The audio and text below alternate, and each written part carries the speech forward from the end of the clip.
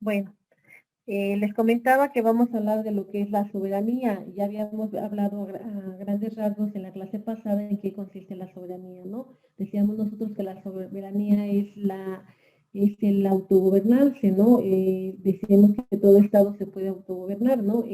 Todo Estado es libre de imponer sus propias reglas dentro de su territorio, ¿no?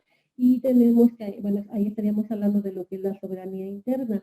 Cuando hablamos de la soberanía externa, estamos hablando de del poder que va a tener el Estado y en el momento, a nivel internacional, ¿no? En el momento en que un Estado lleva a cabo un tratado internacional, un convenio, un acuerdo, vamos a tener nosotros que estos estados van a estar a la par, ¿no? Todos se encuentran en el mismo nivel, ¿no? Y todos van a tomar todos van a tener el mismo nivel y todos van a tomar, sus decisiones van a valer de igual forma, ¿sale?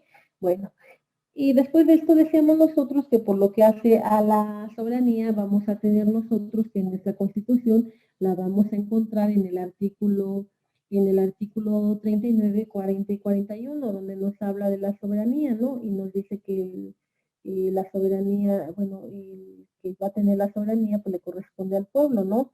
El pueblo es el que establece la forma de gobierno, ¿no? Pues eso es lo que nos dice a nosotros nuestra Constitución en estos artículos.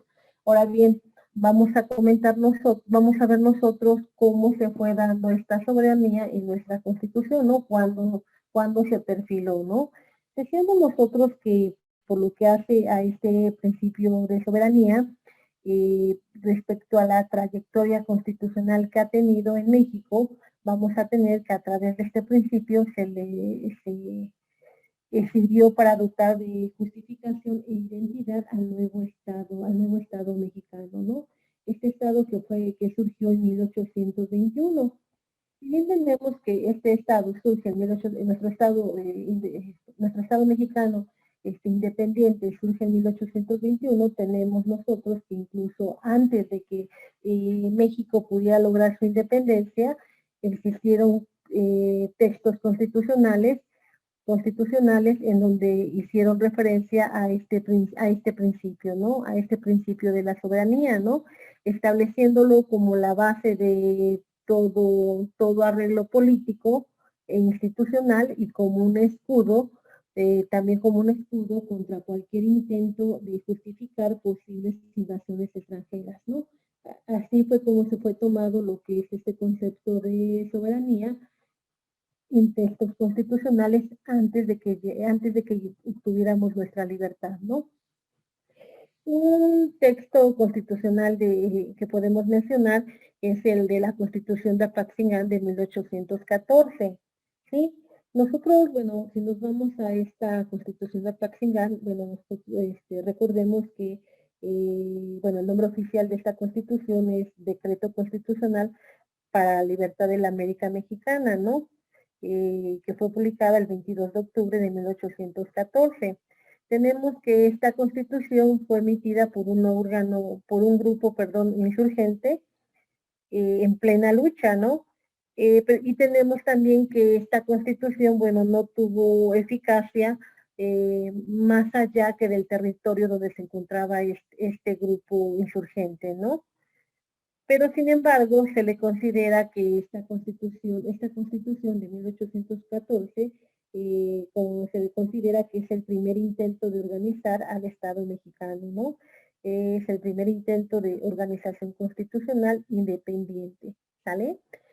Tenemos que en esta constitución, bueno, vamos a encontrar, por ejemplo, en el capítulo primero nos hace referencia a lo que es la religión, ¿no? Recordemos con lo que en aquella época, pues sí estaba establecida una religión oficial, ¿no?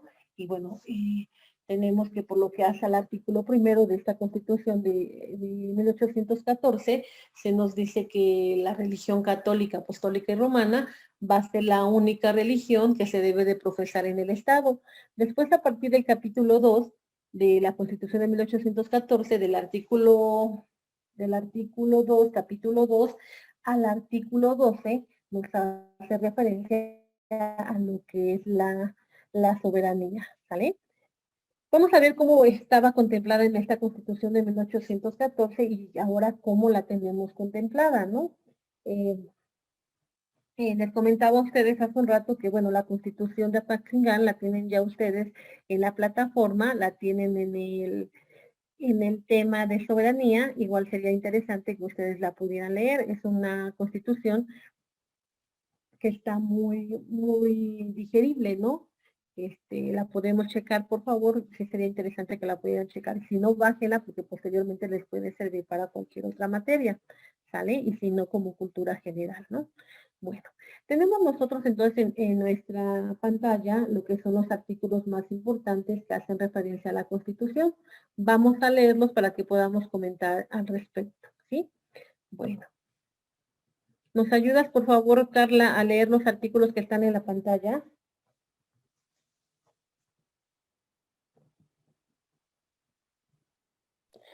Claro, profesora. Nada más que... no, sí. Soberanía en la Constitución. Constitución de Apatzingán de 1814. Artículo 2. La facultad de dictar leyes y establecer la forma de gobierno que más convenga a los intereses de la sociedad constituye la soberanía. Artículo 5. Por consiguiente, la soberanía reside originalmente en el pueblo y su ejercicio en la representación nacional compuesta de diputados elegidos por los ciudadanos bajo la forma que prescriba la Constitución. Artículo 9. Ninguna nación tiene el derecho para impedir a otra el uso libre de su soberanía. El título de conquista no puede legitimar los actos de fuerza. El pueblo que lo intente debe ser obligado por las armas a respetar el derecho convencional de las naciones.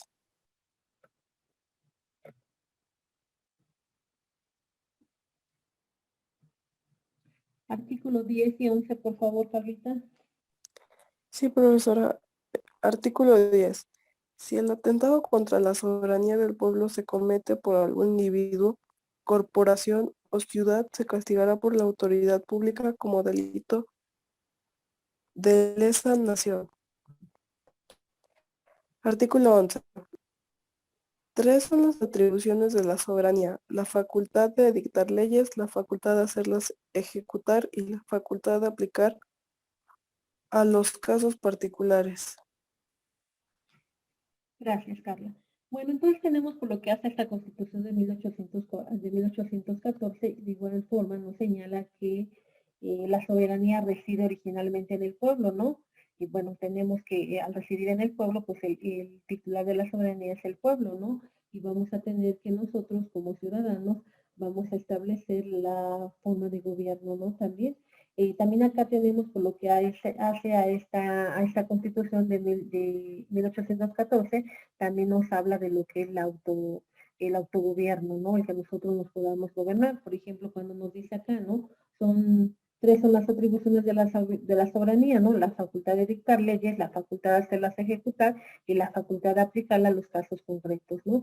Nosotros podemos, nosotros vamos a autogobernarnos, ¿no? Nosotros como Estado vamos a imponer nuestras normas, nosotros como Estado vamos a aplicar nuestras normas y vamos a aplicarlas y vamos a ejecutarlas, ¿no? Esa es la soberanía con la que nosotros contamos, ¿no?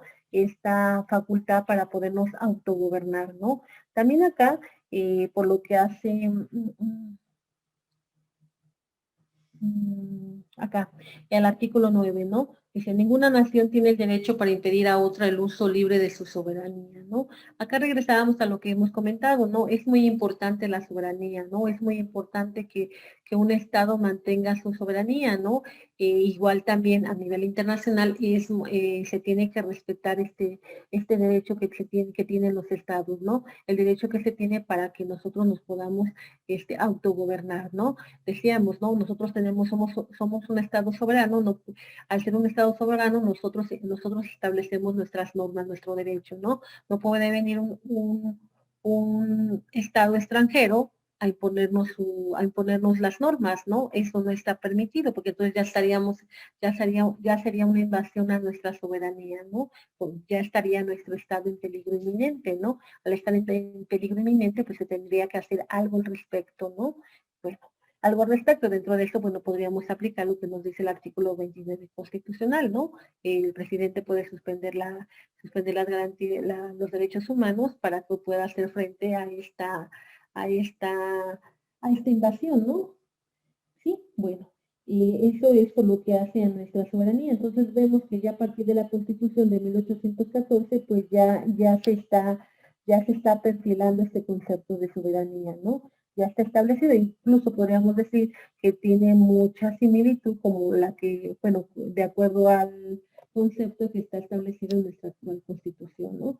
Si bien es de 1917, bueno, pues es la Constitución que actualmente nos rige y tenemos que, bueno, viene enfocada en el mismo sentido, ¿no?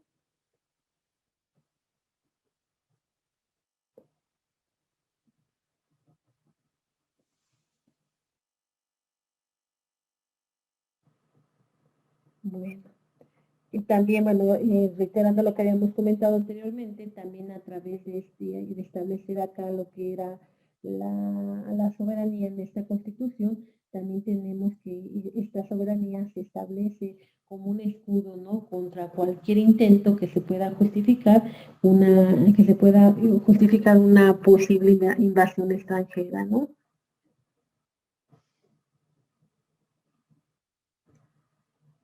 Un ejemplo lo tenemos en el artículo 9, ¿no? Ninguna nación tiene el derecho para impedir a otra el uso libre de su soberanía. El título de conquista no puede legitimar los actos de fuerza. El pueblo que lo intente debe ser obligado por las armas a respetar el derecho convencional de las naciones, ¿no? Volvemos a hablar de lo que es la soberanía y volvemos a hablar de que cada estado pues tiene que autogobernarse, ¿no? Cada estado tiene que fijar sus normas y no puede venir un estado extranjero a imponernos las normas, ¿no? Bueno, después de eso, otra constitución, bueno, que podemos nosotros hablar de por lo que hace a la soberanía, bueno, va a ser la actual constitución, ¿no? La constitución de 1917. Tenemos que bueno, en donde está establecido nuestra soberanía va a ser en los artículos 39, 40 y 41. ¿Sale? Bueno, vamos a leerlos para que volvamos a recordar cómo está lo de nuestra soberanía. ¿Nos ayudas, por favor, a leerlo, Clara? ¿Se podrá que nos ayudes a leer los artículos que están en la pantalla? Sí, profe. Dice soberanía en la Constitución. Constitución de 1917, artículo 39. La soberanía nacional reside esencial y originariamente en el pueblo. Todo poder público dimana del poder y se instituye para beneficio de éste. El pueblo tiene en todo tiempo el inalienable derecho de alterar o modificar la forma de su gobierno.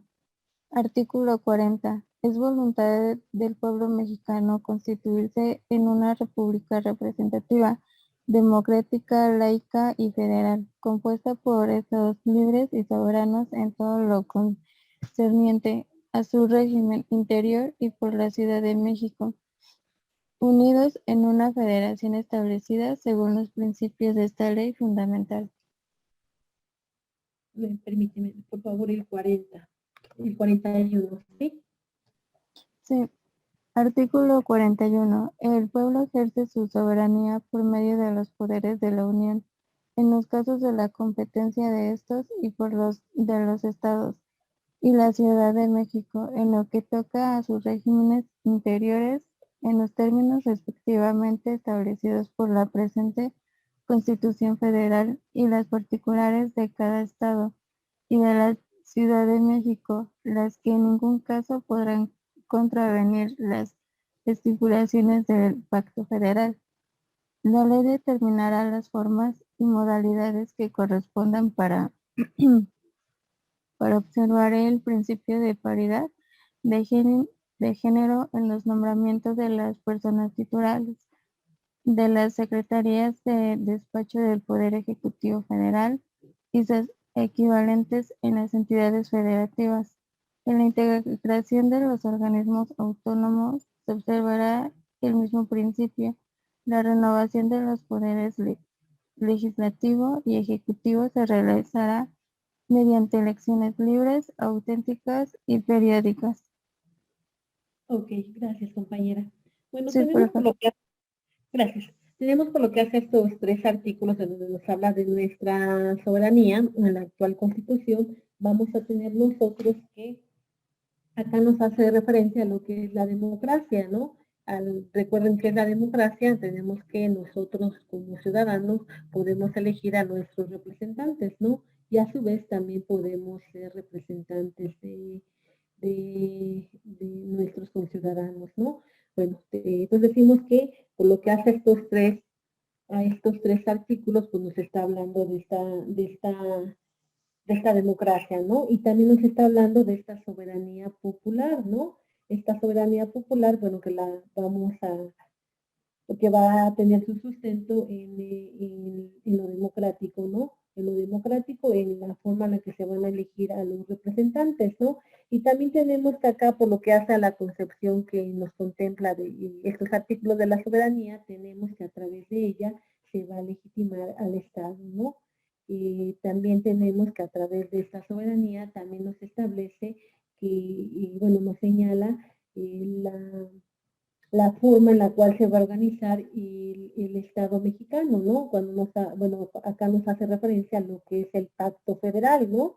Y también nos dice que todos los estados que conforman este pacto federal o que conforman este pacto federal, vamos a tener que estos estados, esas entidades federativas son libres y soberanos, ¿no? En lo que atañe a su régimen interior, ¿no? Bueno, a su régimen interior son libres, ¿no? Pero este régimen interior tenemos que no puede ir más allá de lo que se haya establecido en el pacto federal, ¿no? De ahí, bueno, que decían, de ahí lo que le comentábamos nosotros, ¿no? Por ejemplo, tenemos Puebla, ¿no? Puebla tiene su propia constitución, ¿no? Esta constitución local, ¿no? Pero esta constitución no puede ir más allá a lo que está establecido en la constitución federal, ¿no? Porque, bueno, de una u otra forma somos, una entidad federativa, somos parte de un Estado, somos parte del Estado mexicano y en el momento de que somos parte de este Estado mexicano, pues hemos firmado un pacto federal, ¿no? Este pacto que se debe de cumplir, que se debe de respetar, ¿no?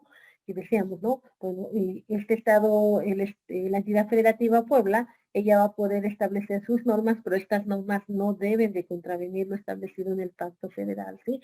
No deben de contravenir lo que ya está dispuesto en la Constitución, ¿no? Un ejemplo de esto sería la Constitución, bueno, se establece que las normas en materia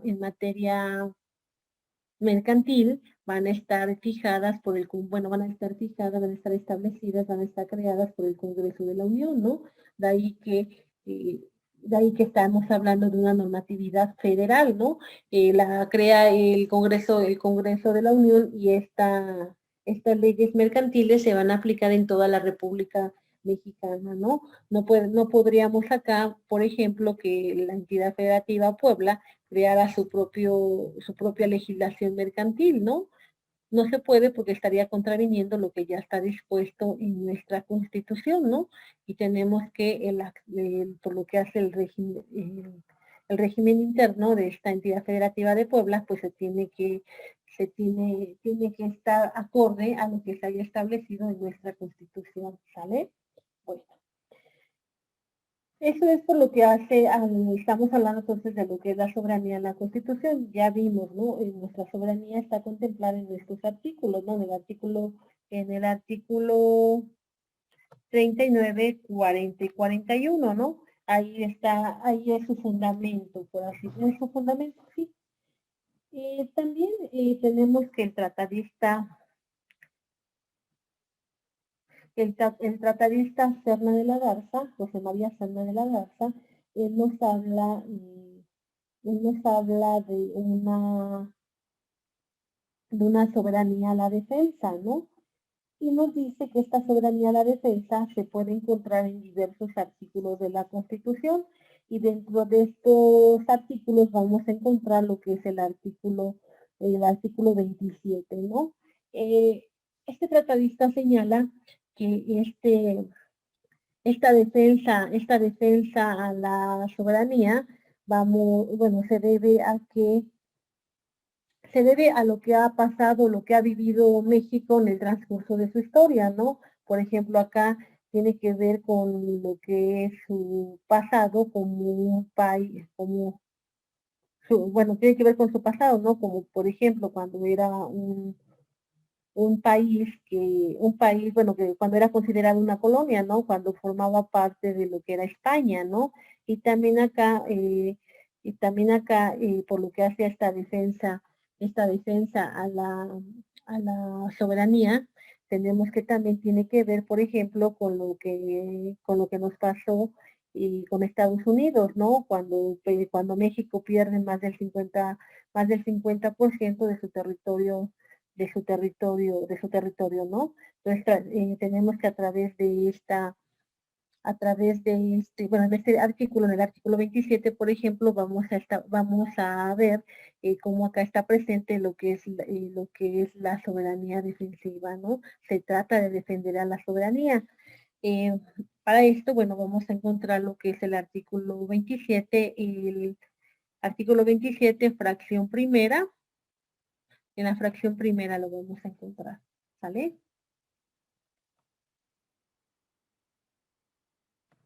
Ok. Está bien, Aranza. Bueno, entonces nos vamos a lo que nos dice el artículo 27, fracción primera, ¿sale? ¿Quién nos ayuda, por favor, a leer este artículo? Edgar, ¿nos puedes ayudar, por favor? Sí, profe, de hecho le iba a decir que si quería yo lo ayudaba. Muchas gracias, Edgar. Soberanía en la Constitución. El tratadista Serna de la Garza señala que se puede hablar de una soberanía defensiva, que puede obtenerse en distintos artículos de la Constitución. Artículo 27 de la Constitución Política de los Estados Unidos Mexicanos. 1. Solo los mexicanos por nacimiento o por naturalización y las sociedades mexicanas tienen derecho para adquirir el dominio de las tierras, aguas y sus accesiones, o para obtener concesiones de explotación de minas o de aguas. El Estado podrá conceder el mismo derecho a los extranjeros siempre que convengan antes la Secretaría de Relaciones en considerarse como nacionales respecto a dichos bienes y en no invocar por los mismos la protección de sus gobiernos por lo que se les refiere a aquellos, bajo la pena, en caso de faltar al convenio, de perder en beneficio de la nación los bienes que hubieren adquirido en virtud del mismo. Ok, gracias, compañero. Bueno, por lo que hace a esta primera fracción, vamos a encontrar nosotros que está inserta la cláusula calvo. ¿Qué es esta cláusula calvo? Bueno, vamos a tener que esta cláusula consiste en lo siguiente. Bueno, se le atribuye esta cláusula al jurista argentino Carlos Calvo en el siglo XIX. Él proponía dos principios básicos, el principio de no intervención entre los estados y el principio del estatus igual, para los inversionistas extranjeros. ¿Qué quiere decir con esto? Bueno, el objetivo de esta cláusula es evitar que los inversionistas extranjeros pasaran por encima de los tribunales nacionales del Estado anfitrión, invocando directamente lo que era la protección diplomática de sus gobiernos para cuando hubiese alguna controversia, alguna disputa alguna disputa que tuviese relación con sus inversiones y sus propiedades, ¿sale? De ahí entonces, en eso consiste esta cláusula Calvo, ¿sí? ¿Sí hasta ahí estamos bien? Pero se le atribuye a Carlos Calvo y a través de esta cláusula lo que se pretende es evitar que los inversionistas extranjeros pasen por encima de los tribunales nacionales y ellos invoquen directamente la protección diplomática de su país, ¿no? cuando tengan algún conflicto por lo que hace a las propiedades, ¿no? De ahí tenemos nosotros que en el artículo 27, en la primera fracción, se establece esa cláusula, ¿no? Cuando dice, el Estado podrá conceder el mismo derecho a los extranjeros siempre que convengan ante la Secretaría de Relaciones en considerarse como nacionales respecto de dichos bienes y en no invocar por lo mismo la protección de su gobierno, por lo que se refiere a aquellos, ¿no? Entonces tenemos que acá con estas palabritas, pues se está aplicando esta cláusula, ¿no? La cláusula Calvo, ¿no? Vamos a tener que un extranjero, pues va a poder adquirir tierras, va a poder adquirir el dominio de las tierras, aguas, etcétera, va a poder adquirirla, pero ellos van a tener que renunciar ante la Secretaría de Relaciones Exteriores la protección de sus gobiernos, ¿sí? Por lo que hace a las tierras que hayan adquirido, ¿no? Ahí entonces, si tuviesen algún conflicto, pues se van a tener que regular de acuerdo a la normatividad interna de nuestro país, ¿sale? ¿Sí? A través de esto, pues lo que se pretende es esta situación, ¿no? Se está defendiendo la soberanía, ¿no? Acá tenemos lo que nos dice este tratadista, ¿no? Serna de la Garza, es una soberanía a la defensiva, ¿no? Pues estamos defendiendo, nos estamos amarrando el dedo, ¿no? Si un extranjero que quiere adquirir alguna tierra, bueno, la puede adquirir, pero él va a tener que renunciar a la protección de su país, ¿no? Y se va a tener que regular a las normas internas de nuestro país, ¿sale? O bueno, de igual forma, otro aspecto en donde se puede considerar lo que es la soberanía a la defensiva, también lo vamos a encontrar en el artículo 27 de la Constitución, en la fracción primera, ¿no? ¿Nos ayudas, por favor, de nuevo, Edgar? Nada más por lo que hace a la fracción primera. Sí, claro. Artículo 27, fracción primera. En una faja de 100 kilómetros a lo largo de las fronteras y de 50 en las playas, por ningún motivo podrán los extranjeros adquirir el dominio directo sobre las tierras y aguas. Ok, gracias, compañera.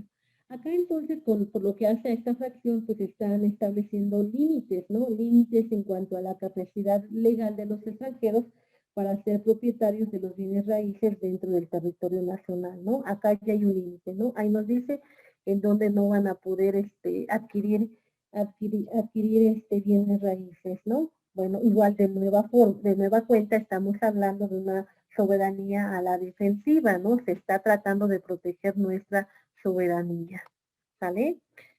Y otro artículo donde encontramos la misma situación es en el artículo 32.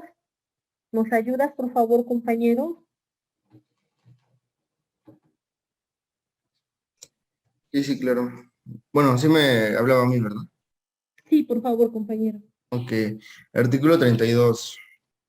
La ley regulará el ejercicio de los derechos que la legislación mexicana otorga a los mexicanos que posean otra nacionalidad y establecerá normas para evitar conflictos por doble nacionalidad.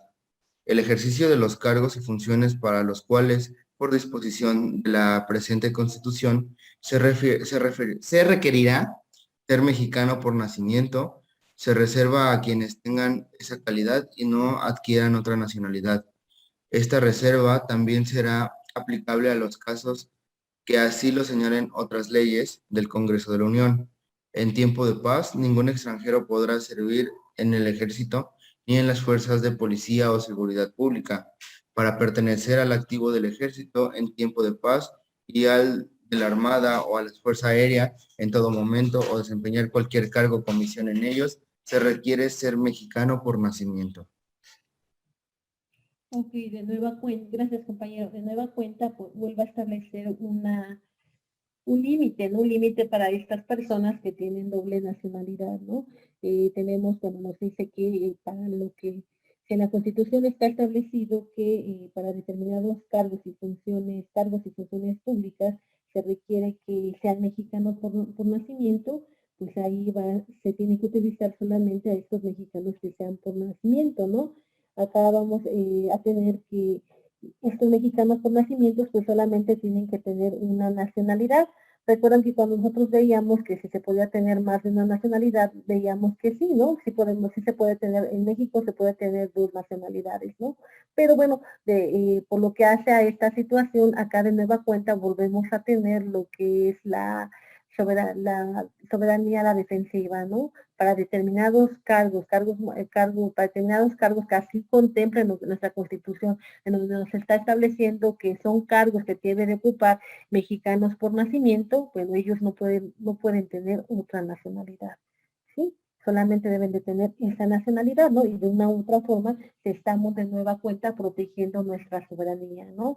Nos estamos protegiendo a nosotros como un Estado, ¿sale? Tenemos entonces, de acuerdo a esta situación, el principio de la soberanía ha sido muy importante y a través de este principio se ha tratado de articular lo que es el Estado, así como el poder de este Estado mexicano, ¿no? Tenemos que este principio fundamental que es la soberanía, no difiere de otra, bueno, no difiere de la soberanía o de este principio que se tenga establecido en otro, en otro estado, ¿no? Pero bueno, tal y como comentábamos nosotros, de acuerdo a lo que se ha vivido acá, lo que ha vivido el Estado mexicano, pues va tomando otros matices, ¿no? Va tomando otros matices, de ahí, por ejemplo, esta situación, ¿no? De la soberanía a la defensiva, ¿no? Bueno, también se trata de proteger, ¿no? Bueno, acá, por ejemplo, nos dice, ¿no? En tiempo de paz, ningún extranjero podrá servir en el ejército ni en las fuerzas de policía o seguridad pública, ¿no? Ok, bueno, y nos vuelve a hacer referencia a lo que es bueno, hay que en determinados cargos pues se necesita ser mexicano por nacimiento, ¿no? Bueno, y todo ello, pues decíamos, ¿no? Va enfocado a lo que hemos vivido nosotros como Estado mexicano, ¿no? Acá se habla, por ejemplo, de lo que fue de lo que fue la colonia, ¿no? También se habla acá de la invasión que tuvimos nosotros por parte de Estados Unidos, en el cual perdimos más de la mitad de nuestro territorio mexicano, ¿no? Pero toda esa situación nos ha servido para ir cambiando, para ir cambiando, para ir fortaleciendo lo que son nuestras instituciones, ¿no? Porque igual también, o sea, si hacemos una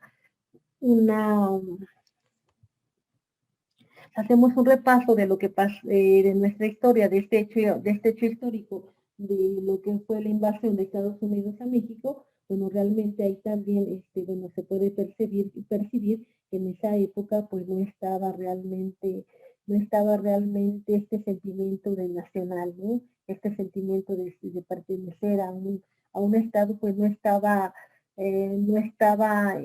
¿cómo podríamos decir? Pues implementado en los mexicanos, ¿no? De ahí entonces que en lugar de apoyar a los mexicanos al Estado mexicano, pues hubo mucha gente que apoyó a Estados Unidos, ¿no? Por esta falta de, de pertenencia que no se tenía en aquella época, ¿no? Bueno, y todo ello ahora, bueno, se ha tratado de proteger y de implementar, de podernos identificar nosotros, ¿no? Como parte del Estado mexicano, al podernos identificar como parte del Estado mexicano, pues vamos a tratar de defender a nuestro Estado, ¿sale? Así es entonces como la soberanía está establecido en nuestra Constitución, ¿no? Vamos teniendo un aspecto más importante, ¿no? Ya vamos entendiendo este término de soberanía, pues, se procura proteger, ¿no? ¿Sale? Bueno. Después de eso, bueno, ya dijimos, ¿no? Está establecido en nuestra Constitución lo que es la soberanía. Y esta soberanía también tiene mucho que ver con el derecho constitucional y con lo que es nuestro derecho administrativo, ¿no? ¿A qué hacemos referencia cuando hablamos de estos dos derechos, compañeros? ¿Qué es el derecho constitucional y qué es el derecho administrativo? ¿Sí recuerdan, compañeros?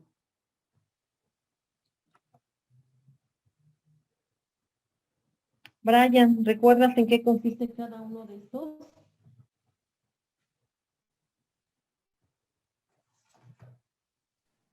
Profe, la verdad es que yo no recuerdo algo así. ¿A qué te suena, compañero? Pues el derecho constitucional, profa, no era pues aquel que se dedica pues a las políticas, bueno, a las ciencias políticas, como todo lo jurídico de lo estatal, Político este, partidario. fenómenos políticos también tal vez.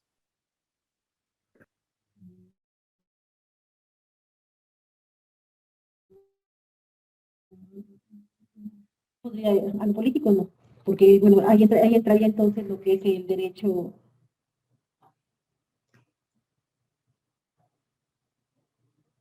Bueno, ahí no, por lo que hace a la política, esas cuestiones no entraría, ahí entraría el derecho. Ay, mm,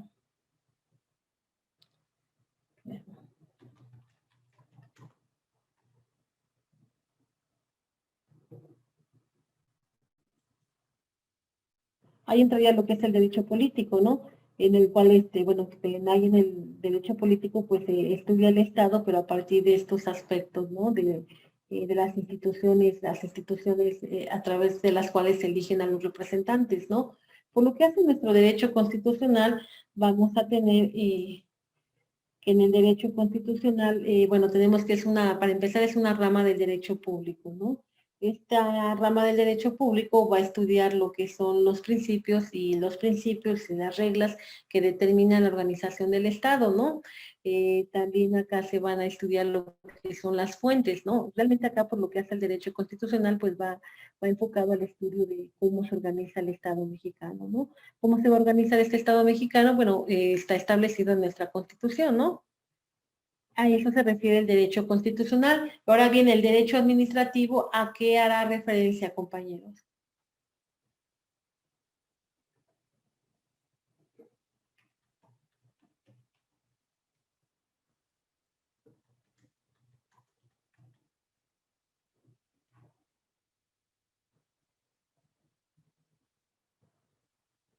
Pues el derecho administrativo también podría ser el que regula como, ay, ¿cómo decirlo? Los entes del Estado, los poderes y las relaciones de la administración del Estado y ese tipo de cositas. ¿Alguien más? ¿Alguien más, compañeros?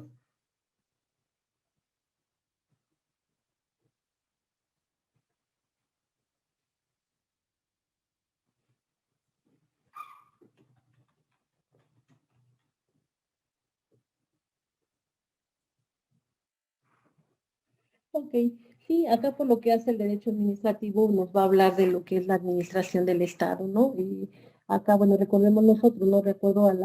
A la, de acuerdo a los órganos de acuerdo a los órganos del Estado vamos a tener nosotros, bueno, vamos a encontrar nosotros lo que es el Poder Ejecutivo, ¿no? Este Poder Ejecutivo va a ser el que se va a encargar de administrar al Estado, ¿no? Bueno, dentro de sus funciones que tiene es administrar al Estado. De aquí entonces, cuando hablamos del derecho administrativo, hablamos de esta administración del Estado, ¿no? Y cómo se conforman los órganos que van a administrar al Estado, ¿no? De acá vamos a hablar de órganos desconcentrados, órganos desconcentrados, vamos a hablar de los órganos paraestatales, vamos a encontrar también acá lo que son eh, la administración pública centralizada, ¿no? También lo que son las secretarías de Estado, ¿no? A eso hace referencia estas dos cuestiones, ¿no? Y tenemos que, por lo que hace el derecho constitucional y al derecho administrativo, pues forman parte o son ramas del derecho público, ¿sale? Bueno, y vamos a encontrar nosotros que esta soberanía, bueno, también se va a estudiar a partir de estas dos ramas, ¿no? Por ejemplo, tenemos con lo que hace el derecho constitucional, acá vamos a encontrar a un tratadista mexicano muy importante, lo que es a Felipe Tena Ramírez, ¿no? Él cuando nos habla de lo que es la soberanía, él nos dice que eh, él nos establece que igual que este principio de soberanía, pues va a estar en el ejercicio del poder constituyente, ¿no? Este poder constituyente que va a estar conformado por el pueblo, ¿no? Vamos a tener que, por lo que hace al derecho constitucional, vamos a tener que, ahí se nos establece que la soberanía, una vez que la lleva a cabo el pueblo, una vez que la ejercita el pueblo, esta soberanía va a residir exclusivamente en la Constitución, toda vez que la Constitución va a ser la que va a establecer la forma en la cual se va a gobernar, ¿no? De ahí entonces, que él nos dice Tena Ramírez, aplicando, siguiendo los principios que establece Kelsen, y nos dice que la soberanía, una vez que el pueblo la ejerce, reside exclusivamente en la Constitución. Reside en la Constitución y no en los órganos ni en los individuos que la gobiernan, toda vez que en la Constitución se va a establecer de qué forma se va a llevar a cabo la aplicación del derecho, de qué forma se va a organizar al Estado mexicano, ¿no? Y también en la Constitución se van a establecer lo que son los límites, ¿no? ¿Sí? A eso hace referencia estos términos que utiliza Tena Ramírez, ¿no?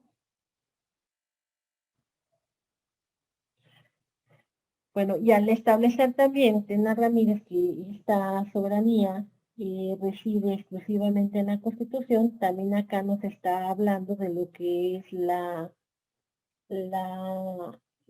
nos está hablando de lo que es la supremacía de la Constitución, ¿no? Toda vez que tenemos que la Constitución es la norma superior de la cual van a derivar las demás leyes, ¿no? Y de la cual van a derivar las demás leyes y también de la cual esta Constitución va a autorizar a las autoridades a realizar determinados actos, ¿no? Determinados actos jurídicos, ¿no? Y también va a imponerles los límites a estas autoridades, ¿sale? Bueno, nos quedamos hasta aquí, compañeros. El día entre hoy y mañana van a tener ya en la plataforma lo que es la guía para el examen y también van a encontrar dos actividades que van a tener que realizar para que podamos calificar el tercer parcial. ¿Sale? Tendríamos que hacer nuestro parcial el día jueves, ¿les parece? Bueno, a mí Sí, sí, profe. sí me parece. Sí, profe. Entonces mañana más tarde en la tarde, noche, ya está la información, ¿no? Para que lo puedan checar y nos dé tiempo de aplicar el examen y tengan tiempo ustedes de estudiar, ¿sale? Por favor. Sí, está bien, Luis. Que tengan bonito día, compañeros. Hasta luego. Luego. Gracias, luego. profe. Hasta luego. Hasta luego, compañeros.